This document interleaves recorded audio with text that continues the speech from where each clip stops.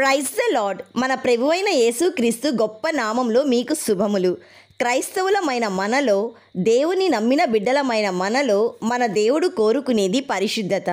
ఎందుకంటే ఒకసారి కొరింథీయులకు రాసిన మొదటి పత్రిక 6వ అధ్యాయము 19వ వచనం చదువుకుందాం. మీ దేహము దేవుని వలన మీకు అనుగ్రహింపబడి మీలోనున్న పరిశుద్ధాత్మకు ఆలయమై ఉన్నదని మీరెరుగరా? మీరు మీ సొత్తు కారు.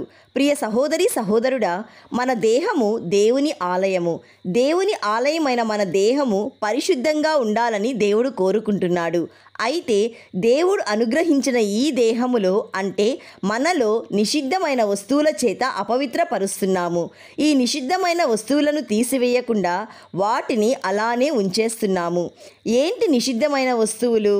ఏంటంటే కోపము, ద్వేషము, అజ్ఞానంతో మాట్లాడటం, అనవసరంగా ఇతరులను దూషించడం, వ్యభిచారము, సినిమాలు, టీవీల్లో సీరియల్స్ షోస్ చూడటం, బద్ధకం, త్రాగుడు, తిండిబోతుతనం, పిసినారితనం, కామము, అపవిత్రత, ఇంకా దేవునికి వ్యతిరేకమైనవి మన దేహంలో పెట్టుకొని మందిరానికి వచ్చి ప్రభువా ప్రభువా అంటే మన ప్రార్థన ఆలకింపబడదు.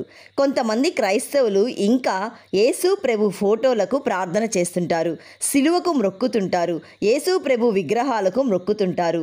ఇవన్నీ అన్య ఆచారాలు. కాబట్టి మనలో ఉన్న ప్రతి విగ్రహాన్ని తీసివేయాలి. మనలో ఉన్న ప్రతి నిషిద్ధమైన వస్తువులను తీసివేయాలి.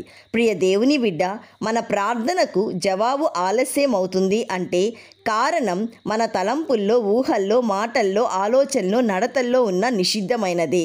ఆయన సన్నిధిలో మనలో ఉన్న నిషిద్ధమైన వస్తువులను తీసివేసి ఆత్మతో సత్యముతో ప్రభువును ఆరాధిస్తే ఖచ్చితంగా నీవు ఆత్మీయంగా వృద్ధి చెందుతావు, ఆరోగ్యంగా వృద్ధి చెందుతావు, ఆర్థికంగా కూడా వృద్ధి చెందుతావు. ప్రార్థన చేసుకుందాం, ఏకీభవించండి. పరిశుద్ధుడు అయిన దేవ, ఈరోజు జీవవాక్యం ద్వారా మాతో మాట్లాడినందుకు స్తోత్రములు. తండ్రి, మాలో ఉన్న ప్రతి నిషిద్ధమైన వస్తువును, నీకు ఆయాసకరమైనవి అన్నీ మాలో నుండి తీసివేయండి. తండ్రి, మేము నీ నీతిని, నీ పరిశుద్ధతను వెంబడించే వారముగా ఉండుటకు సహాయము చేయండి. మేము నిన్ను మహిమపరిచే బిడ్డలుగా ఉండుటకు నీ కృప దయచేయుమని బల శౌర్యములు గల యేసయ్య నామంలో అడుగుచున్నాము తండ్రి.